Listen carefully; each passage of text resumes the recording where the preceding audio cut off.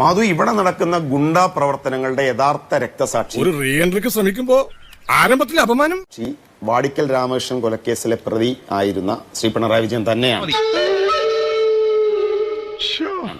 അദ്ദേഹം മുഖ്യമന്ത്രി സ്ഥാനത്തിരിക്കുമ്പോഴും ആ പഴയ ഗുണ്ടായിസം അദ്ദേഹത്തിന് വിട്ടുപോയിട്ടില്ല. ചോര കണ്ട അറപ്പുമാറിയവനാ ഞാൻ.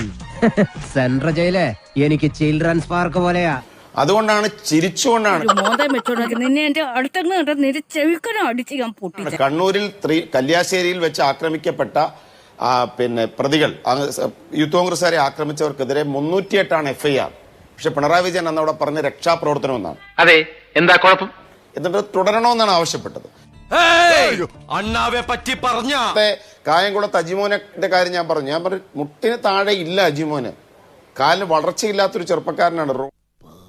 റോഡിലിരുന്ന് അജിമോനെ പോലീസുകാർ എടുത്തുകൊണ്ട് പോകുമ്പോഴാണ് പുറകിൽ നിന്ന് വരുന്ന DYFI, ഇവർ നേരത്തെ പറഞ്ഞ കൊടിസുനി സംഘം, ഇവർ ഈ മുഖ്യമന്ത്രിയുടെ പുറകെ വണ്ടികളിൽ കൊണ്ടുവന്നിരിക്കുന്ന ഗുണ്ടാ സംഘം ഇറങ്ങി വന്ന് ടീഷർട്ട് ഇട്ട ആ ഗുണ്ടാ സംഘം വന്ന് ആക്രമിക്കുന്നത്.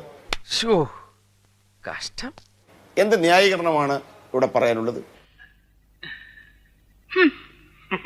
പോലീസ് തന്നെ പിടിച്ചു മാറ്റി സുരക്ഷിത അകലത്തിൽ നിർത്തിയിരിക്കുന്ന കുട്ടികളെ ഇന്ന് മുഖ്യമന്ത്രിയുടെ ഗൺമാന്മാർ ഉൾപ്പെടെ വന്ന് അടിച്ചു കൊല്ലുമ്പോ പോലീസ് നോക്കി നിൽക്കുന്നു. ഈ നാട് നന്നാവണമെങ്കിൽ ആദ്യം ഭരണവർഗം നന്നാവണം, പിന്നെ പോലീസുകാർ നന്നാവണം. ഇന്ന് വൈകുന്നേരം ഗവർണർക്കെതിരെയുള്ള സമരത്തിൽ നമുക്കൊരു ദൃശ്യം കാണാം.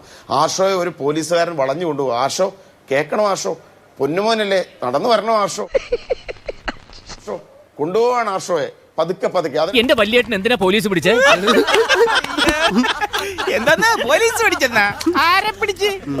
നിന്റെ വല്യേട്ടന് നാട്ടുകാരുടെ തല്ലുകൊള്ളാതെ രക്ഷപ്പെടുത്തിക്കൊണ്ട് വന്നാണ് ഞങ്ങൾ.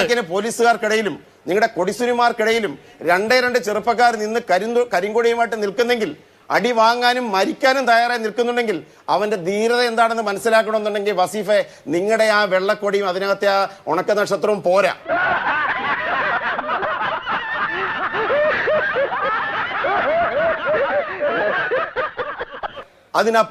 അതിനകത്ത് മനുഷ്യനെയും അല്ലെങ്കിൽ പ്രതിഷേധത്തെയും പ്രതിരോധത്തെയും മനസ്സിലാക്കാനുള്ള ഒരു ധൈര്യം വേണം.